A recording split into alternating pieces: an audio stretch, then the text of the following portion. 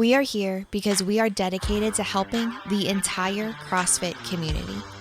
Determined to elevate coaches, box owners, athletes, and everything in between, we believe that this mission will begin right here, right now. While this time and this goal begins with you, our hope is that you take this fire ignited within you and weave it into your own life with the same unrelenting passion to give those you have the privilege of coming in contact with the best hour of their day. All right, welcome back. We've got Jacob Heppner now. Last time we recorded, Jacob was a games athlete, and I think you were amidst retirement, but now I think I have to refer to you as boxer Jacob Heppner. I like to refer myself as a lowercase asterisk on the word amateur boxer. That's what I like to refer myself as. Are you getting paid? Yeah. So I guess that makes me professional now. You are a professional. Well, you have to decide. You know, everybody's kind of fascinated by Jake Paul and all those guys boxing, but he has an amateur record and a professional record. What will this, let's call it a W, right? Let's be honest. Yeah. You're going to smash, you know, I probably, as the guy interviewing you, should stay neutral, but I'm not going to because Bridges didn't come on the show. So I'm assuming you're going to knock his ass out, but is it going to be an amateur record or professional record? Oh gosh, dude, I guess because I'm getting paid. Well, it's weird because it's an exhibition fight. So I think I'm just a nothing. I'm a nothing in that case. I'll be a 1-0 nothing. So, or whatever it is. I want to hear all about how it came out. I want to hear about the training. But first, you, since retiring from CrossFit, have like always something new coming out on the docket. I'm always watching. You mean you always have something going on. So in a world that's like crazy, in a world that there's always more to be doing, it's hard to be productive. How do you do that? How do you, if someone were to meet you, you'd be like, this guy's crazy. He's, all over the place, blah, blah, blah, but you're not. You're highly organized. I mean, you can only do this much being organized. What are some of the tips, the tactics, the strategies you use?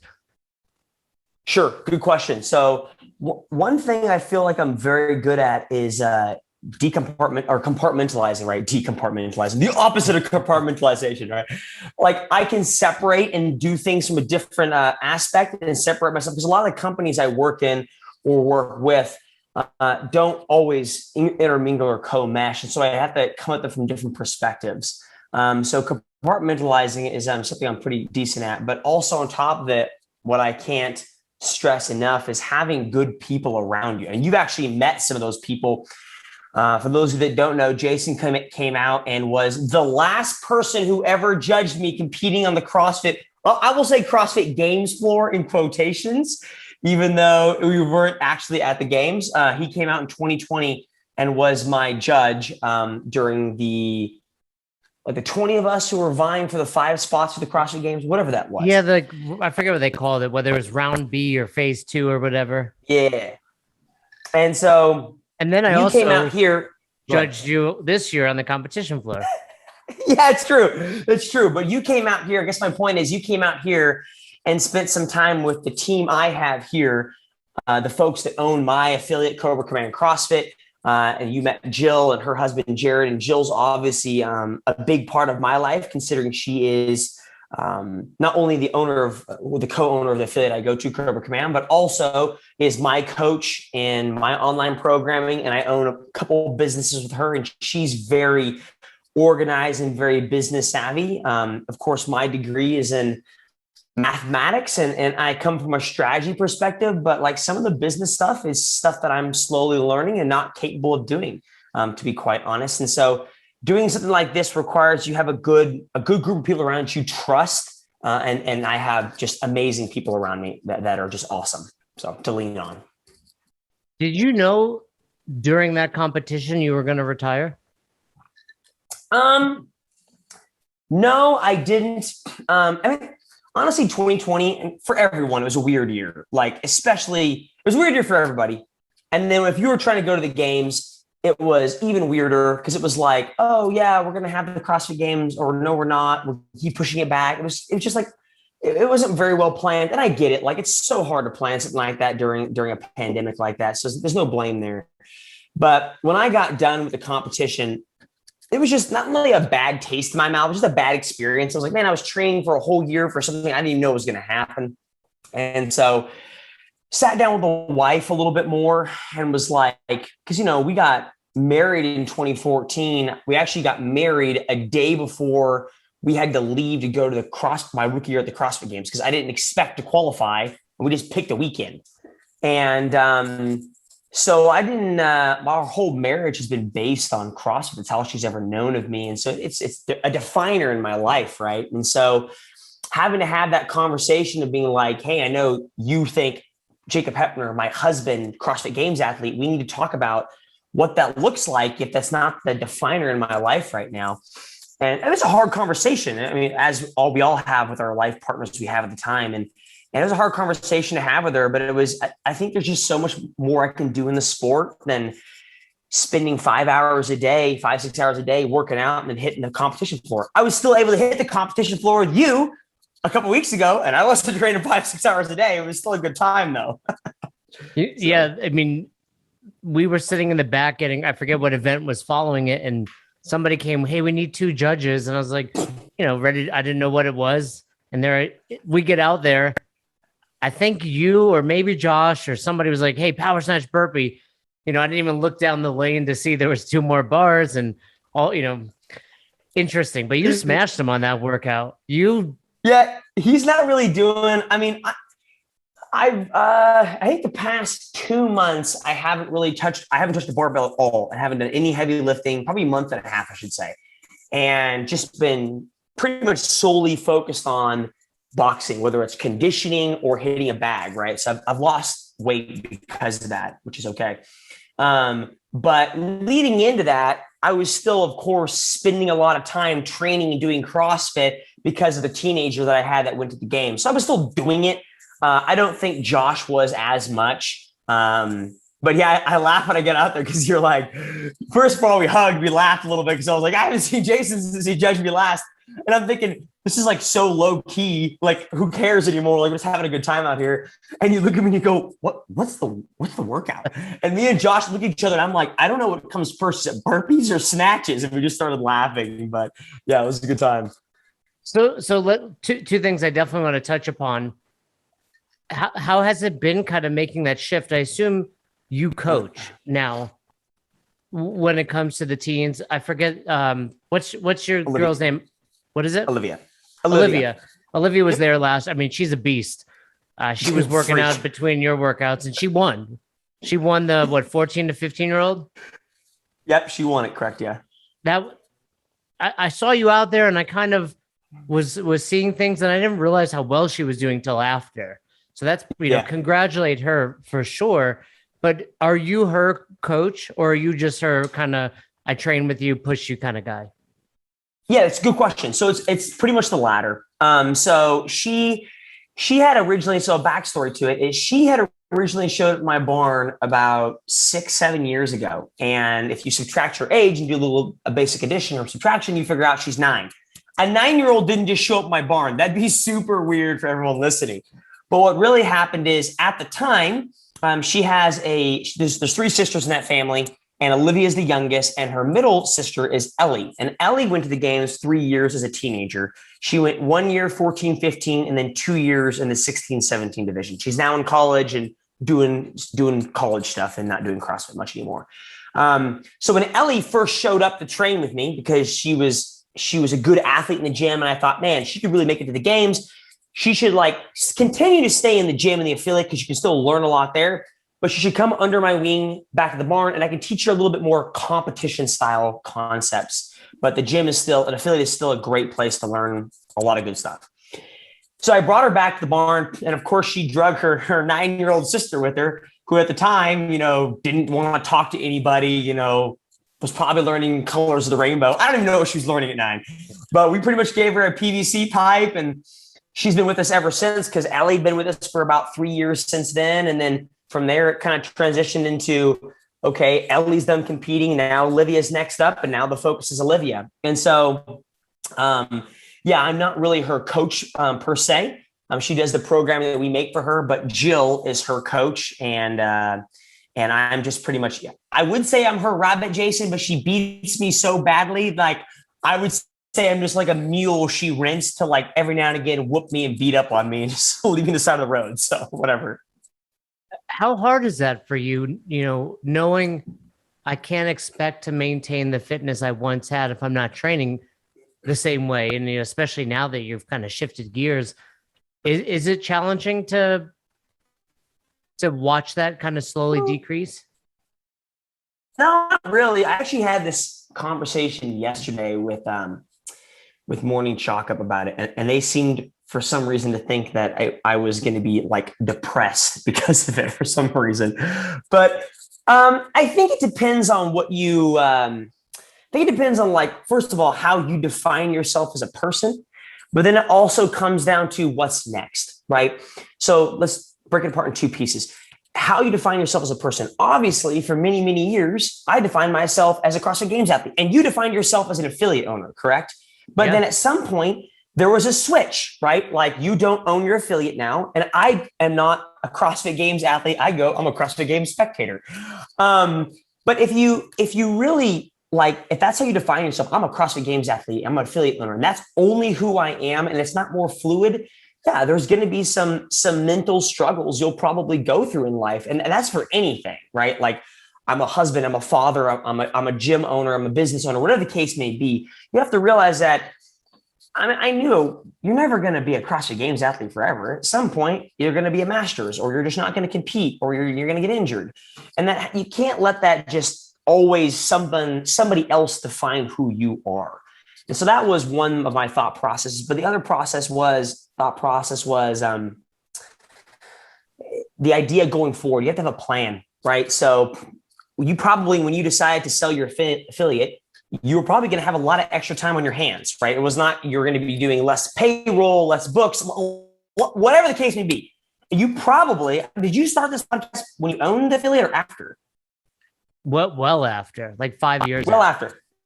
Okay. So you probably thought to yourself, I'm going to sell this affiliate. I'm going to have, oodles of free time probably.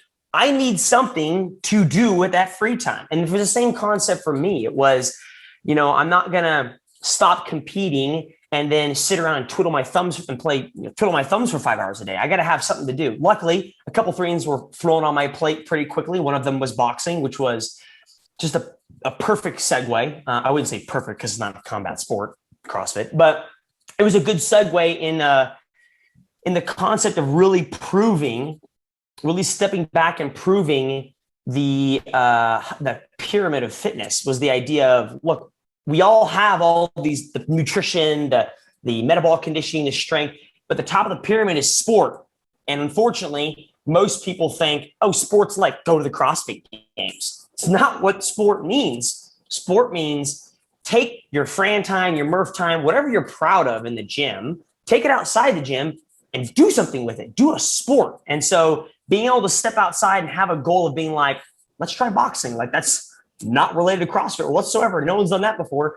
And let's just see how well it really connects and correlates. So, I mean, yeah, I will say it was kind of difficult. I didn't really watch the individual men this year at the games. That was kind of difficult to watch. And I was also very busy. And I probably won't watch it next year either, because it will be a little difficult. I'm not going to lie. That's a true fact. But I think it's having any athlete or anybody leading anything they define themselves at, you got to have a goal going forward, and you got to make sure that how you define yourself is fluid going forward. So made it a lot easier. Is it difficult for you mostly because deep down, if you committed to it, you'd be out there? Yeah. I mean, yeah, absolutely. Like if I spent the oodles of fitness time I spent boxing right back into CrossFit, and probably more so because we're at a little bit more time frame, then yeah, I could have been back out in the 2021 CrossFit Games, or possibly 2022. I mean, the whole idea was like, I never wanted to leave the sport because I was forced out because of injury or age or whatever the case was. I wanted to step away from the sport because it was my decision to step away from the sport, because I have other opportunities out there that existed that, number one, will just make better money, whatever the case may be, or you could impact more lives doing that. Like, there's only so much help you can give to people and things you can do in the sport when you take that field of play every year, because there's so much time to get there. All right, so let's make this transition. By the way, what are you drinking? Is that bulletproof? It's iced coffee. What's in it? I don't know. It's like some cheap iced coffee I bought at like a store. I have no idea. It's got a lot of sugar in it, that's for sure. Are you can we see a Heppner coffee at some point?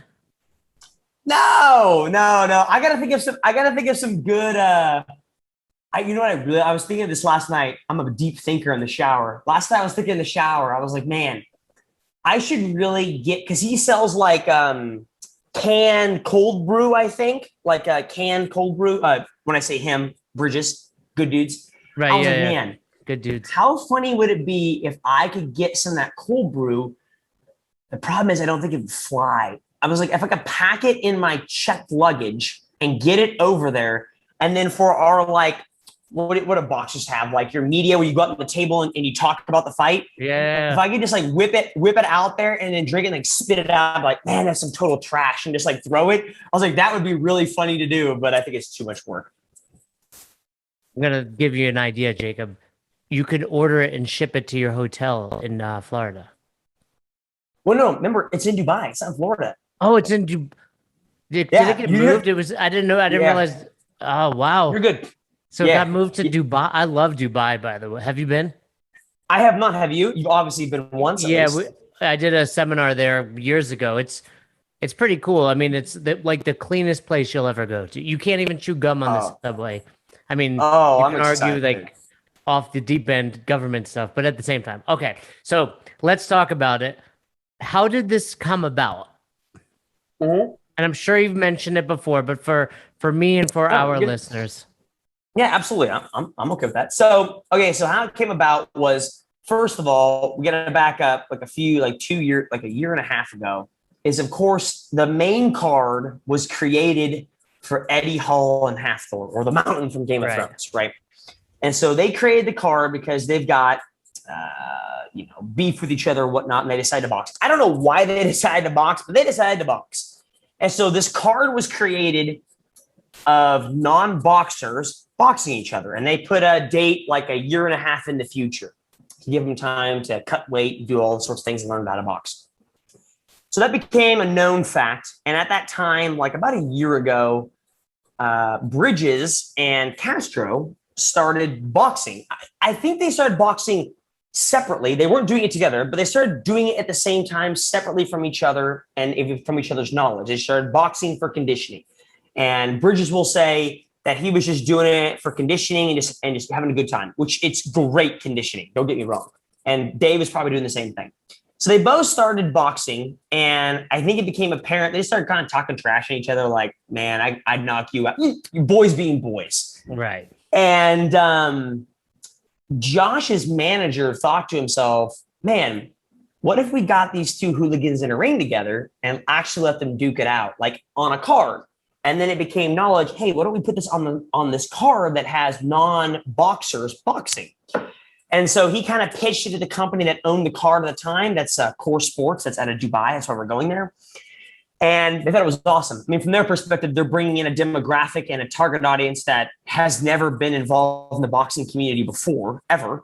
And so they wrote up the contracts for Josh and Dave. And of course, Dave didn't sign it. I mean, for Dave, in my mind, it was a lose-lose. Like, he probably wasn't going to beat Josh unless it was a verbal beration of each other. And it just wasn't going to, he was going to have to work on, like Josh has the conditioning, but needed the skills to learn. And Dave needed the skill and the conditioning. That's just so much to do. So Dave was going to be out. And so they hunt and pecked for another male athlete. They found one, got pretty far down the road with this gentleman, and then he decided to not go forward with it because he wanted to go back to the CrossFit Games. And I get that. Like, you can't do both, right? You can't do the CrossFit Games and boxing. And so they're like, okay, well, we got to find a third person here, a third option. Well, third time's a charm. Here comes Heppner. So they call me and I'm in Hawaii at the time on vacation, and they're like, "Hey, we want you to box Bridges." And at first, I was like, "Dude, this is a freaking prank call. Like, ain't no way I'm boxing Josh Bridges. Like, this is stupid." And so they kept talking more about it, kind of explain the details to it, and the fact that I was going to get paid because I'm not about to jump into a ring with someone for fun, for your enjoyment, for nothing. And so we talked about it some more. Obviously, I talked to my wife about it, and we decided, you know what? I'm already planning on retiring. I hadn't announced it just yet. This would be a really cool opportunity that will probably never happen again. And it's not necessarily like a, meet CrossFit, you go to CrossFit, you go to boxing, but it's still in the fitness realm. Like, I'm still fit. Let's just try it. Like, who cares? Who knows what will happen? And so that was about 5 months ago. And so essentially, when I decided to sign on and take this opportunity, I had about 6 months, a half a year to learn how to box.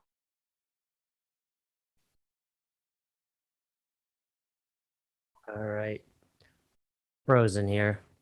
Frozen, Jacob. There he is. And probably 2 hours every day. Oh, sorry. You were a bit choppy. You said, so you had about a half a year to catch up, and you've been training 2 hours every day? Correct. Pretty much 2 hours every weekday, pretty much, with some sparring, with like technical or hard sparring once a week, once every other week. All right. So I have so many. I'm a huge mixed martial arts fan. I've been training jiu-jitsu my entire life and wrestling. Yep. So first question, obviously, you had to have this discussion with your wife, and was there hesitation on her end, or did she do the Adrian from Rocky IV win? Did she just say win? She actually, the first time I told her, and I walked in the room and I said, "Babe, you're not going to believe this." I was like, "You can make a wild guess, but you're never going to guess this." And I was like, "They want me to box Josh Bridges." And she goes, "Absolutely not. You're going to get your face messed up. Like, I like your face. It's pretty. Like, I don't need you to have a broken nose and a broken tooth or whatever." And I kind of let her kind of go on a rant for a little bit. And then I stopped and I said, "Yeah, but they're going to pay me. And like, here's what they could pay me. Like, I stand to possibly make more than I would make at the CrossFit games. And I'm not going there because I'm retiring anyways." And she looks at me, it's like a hard pregnant pause. She's like, "Oh yeah, okay, then yeah, you can do that now. You're okay. You can get your face hidden." And I started laughing. At that point, I knew how much my face was worth of her punched in or not. So for the fight, will you be wearing headgear? no headgear, 16-ounce gloves. Okay, so 16-ounce heavier gloves.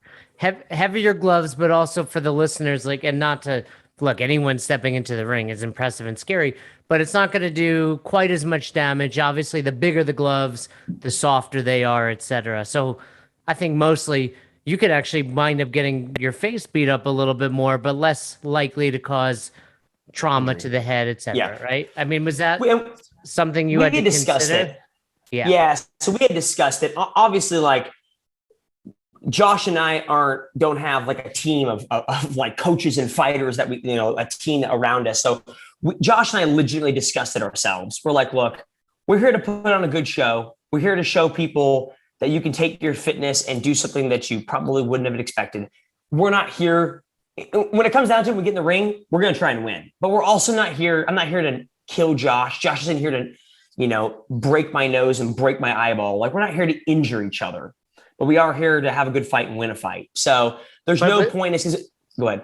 Well, I was going to say, with that being said, I think every kid, every boy has gone through, you're younger, you're a teenager. Hey, let's do a fun, whether it's slap boxing or someone's got boxing gloves in the basement. Very quickly, it turns into, I'm trying to murder this person. Oh, I mean, that's going to definitely happen. But it was like, at first, it was actually 10-ounce or 12-ounce gloves, I think, in the original. And we decided to actually up it and say, let's do a little bit lighter. Because again, like, if this was our profession, then yeah, but it's not our profession. So at some point, I'm not here to get brain damage or injure myself for a long time. Like, let's have a good time. Let's duke it out and try to hurt each other. But at the same time, you want to leave mostly injury free. And how many rounds and how long will each round be? Dude, so I didn't know when I was first told this, I was like, oh, that's not that long when you take into consideration how long you're working. Like I do workouts like that all the time. And then when I started telling people like yourself who have experience in combat sports, every single one of them go, oh, that's a long time, Jacob. So we're doing 6 threes. 6 3-minute rounds? Yeah. That's, I mean, again, I've got experience wrestling. I don't have, I think, if you train at a mixed martial arts gym, which I've done, you have some stand up. But for the listeners, like, oh, that's, Jacob does intervals. 18. Yes. Yeah. Of course, you and Josh are fitter than the average person going into a friendly boxing match, but it's like sprinting. Not only is it like sprinting in intervals, but for the listeners, like imagine you're doing a 3-minute interval, but during that interval, someone's punching you in the face.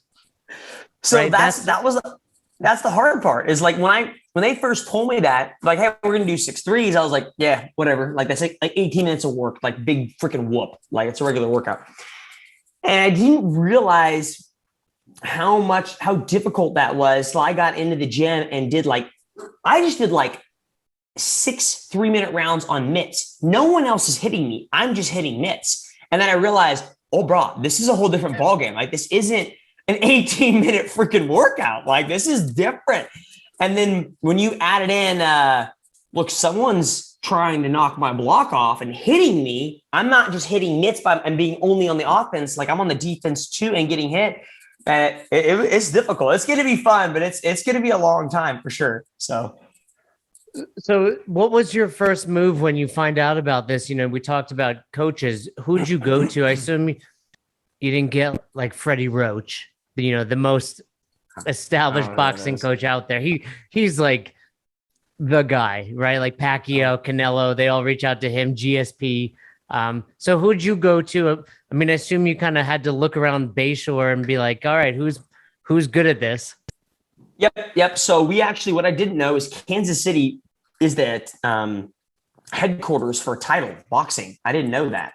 Oh, okay. I have no combat experience, so it was news to me. So we actually have boxing to my mind is probably slowly coming back, but it reminds me of like USAW. Like it's kind of a dying sport to a degree, hopefully. Not hopefully, but it is to a degree and hopefully gaining life back. But we have a lot of boxing gyms in Kansas City. I wouldn't have known that. And so I found a coach in Kansas City, very similar to my age, had an amateur career for, I don't even know, a long freaking time, took a lot of fights, and linked up with him. And so we're excited. I enjoyed spending time with him, and we had a lot of life experiences that were very similar. And so we kind of connected there. And do you remember day one? Like, what was the first thing you worked on? Day one, I walked in, and of course, I don't have a chip on my shoulder, but it's hard when you walk into a gym because you're fit. Like I know I'm in shape. And so I walked into this gym, and the coach looks at me and goes, "Do you think you're in shape?" And he knew my background. He was asking a leading question. I was like, "Well, yeah, I'm in shape." He's like, "This is a whole different type of shape. Like, I know you think you're in shape, but this is like not the same." And I was like, "Oh yeah, okay, yeah, whatever, yeah, whatever." But we got started. He was not wrong. I was like, "This is a whole different ball game of conditioning that I was not used to." But I will say, none of my CrossFit conditioning probably carried over to my boxing. I mean, if I was 300 pounds and overweight, then yeah, having some conditioning helps. But like, it wasn't like, oh, I'm fit in CrossFit, therefore I'm fit in boxing. But I will say being fit in boxing has definitely carried over to being fit in CrossFit. Like it doesn't go, I don't feel like it goes both ways, but it only goes one way for me. But it has been a whole lot of conditioning, stupid amounts. So, and you mentioned you've done some sparring. How has that gone? It's gone well. So, I mean, in the beginning, like months ago, it's a lot of technical sparring, right? So we still got headgear on, but it's mostly the guys they put me in with are like, "Hey, we're here to let Jacob learn. So don't knock him out. Like let him see punches, let him see things as they progress." So we started out with that, like, I don't even know, 3-4 months ago, whatever. And then we've slowly progressed, and the people that I think I've probably sparred. We were talking about this the other day.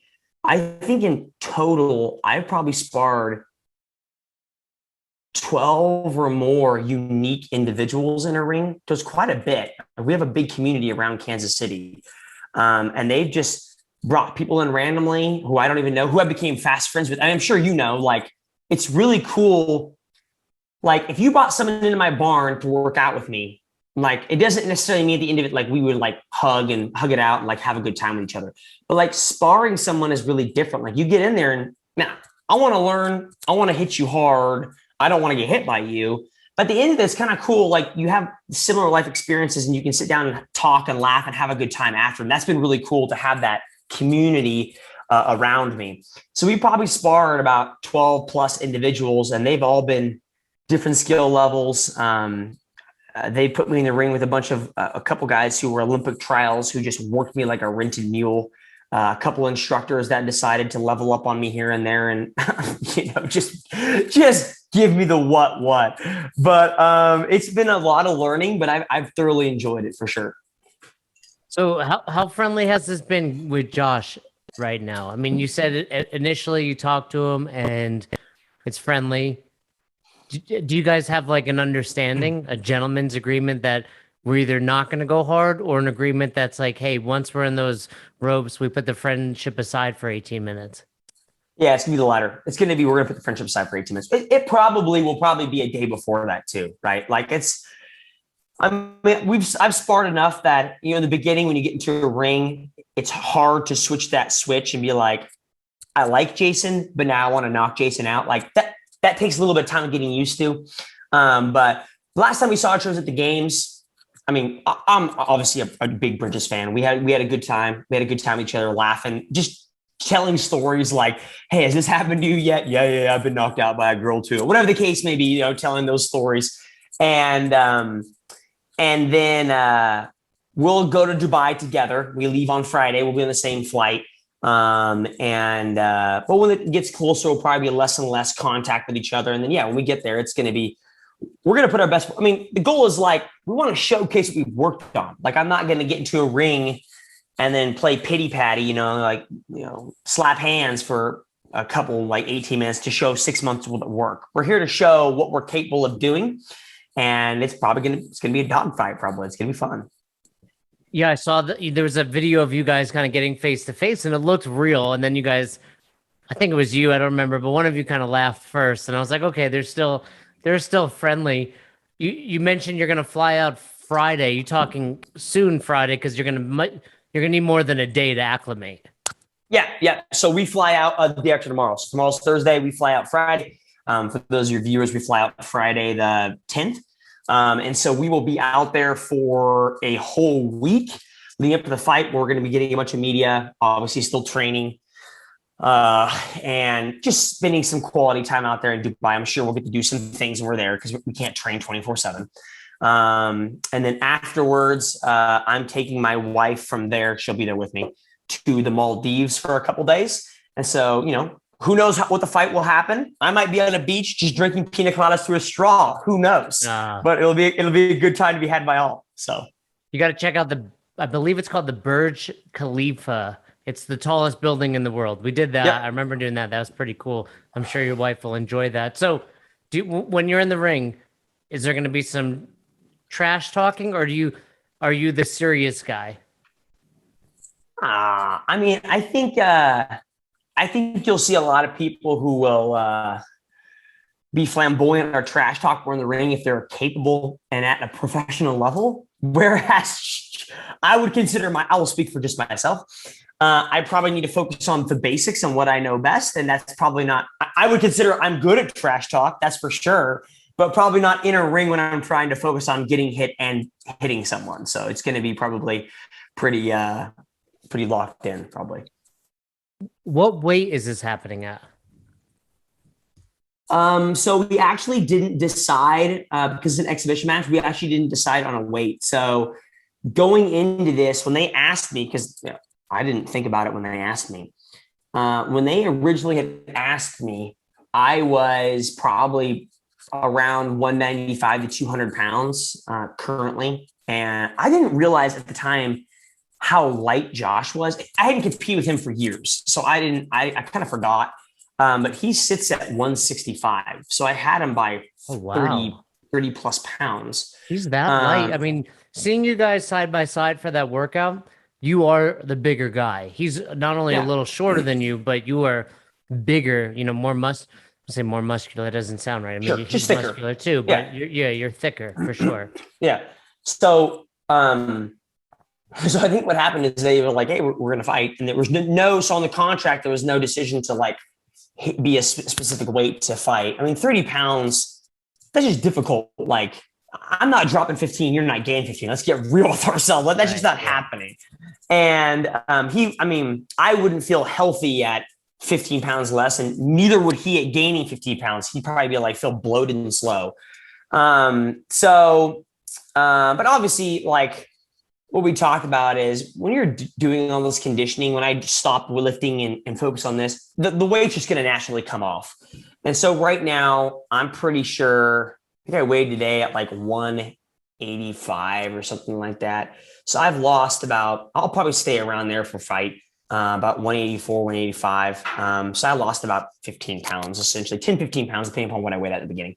And that just naturally happened. It wasn't like I was eating less or cutting out cake. I ate cake last night, but it just naturally comes off. Like, when you're doing mixed martial arts or some combat sport, man, you're sweating like crazy. So when your body adapts to the task at hand, so you don't need to have, all this weight behind it because you're not trying to push a heavy back squat or, snatch. Exactly.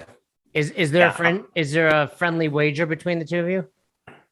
Oh, there isn't. There isn't. We hadn't actually discussed that. I'm sure when we have a 13-hour flight from Houston to Dubai, I don't know where he's sitting on the plane, but I'm sure we'll come across each other and we will probably discuss that.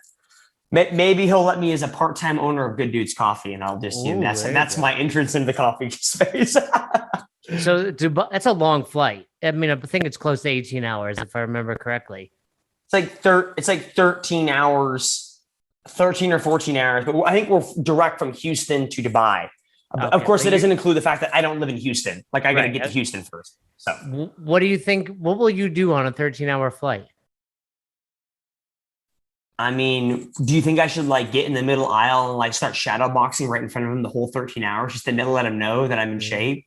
I think you need to put a little fear in him. But I mean, I remember when I went to Dubai, I think it was when Stranger Things had just come out, and I watched like the entire season straight through. I would recommend what? Stranger Things. Oh, yeah. Okay. So this is a few years ago. I mean, I would recommend, if you haven't already in your contract, getting business class, but it may or may not be too late for that. But it's a long flight to be sitting there. You do get like, it was like every 2 hours they were like bringing out pizza and ice cream. I remember it was like Emirates. If you're flying Emirates, I was like, this is like, they're giving us a lot of food on this. So it's pretty, and you're so out of it that you're not actually hungry, but you eat it. You're just tired. Yeah. You're just like, I'm just going to eat this because I'm sitting here. My eyes are bloodshot. Yeah, I don't know what I'm going to do. I got a lot of work. I'll probably bring a bunch of notebooks and get a bunch of work done when I'm flying, and then probably sleep. I know we'll fly throughout the night, and then we'll lose time when we get there. So I think we actually arrive at night at like almost nighttime there. So it's kind of nice. You get there, you get unpacked, get in your hotel, and then go right back to sleep and wake up the next day, and pretty much you're right back on our cycle. So it should be pretty easy. If all things go well, do you envision a career here, or is this just one and done?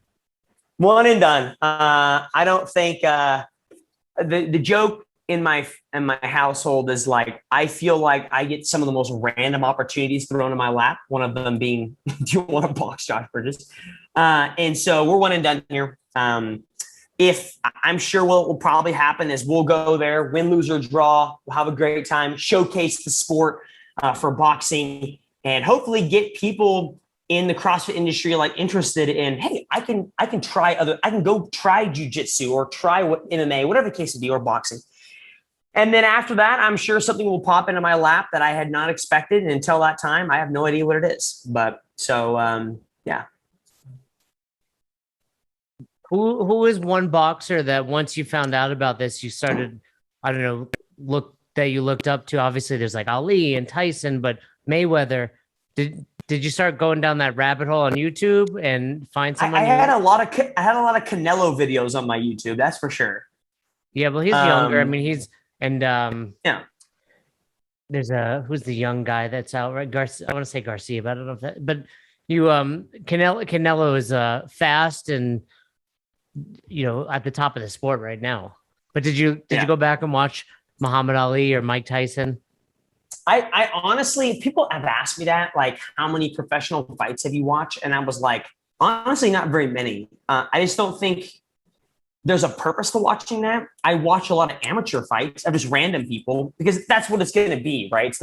I'm not going to show up and look like a professional boxer. It's going to be an amateur fight. So it's worth it to watch. Hey, an amateur fight, this is how it starts. This is how it ends. This is what it looks like around round 3. Like you're just throwing your arms left and right and just praying that she lands something. So what's your walkout song going to be? Oh yeah. You're going to, I am going to make so many fans. Well, if there's one thing I'm good at in my life, it's branding. I know how to brand myself and just have a good time. So Amazon should be delivering today. I don't know when, sometime today. I am getting a long black robe with a hood. I've got black shoes, black shorts. When I get there, I'm pretty sure I'm going to grab some all red gloves, hood up, and I am walking out to the Imperial March from Star Wars. Ooh, I like that. I like that. Little Darth Vader. Little different. Me and Sean Woodland had discussed that a long time ago, and I was like, man, Sean, we got to do this. This is going to be awesome.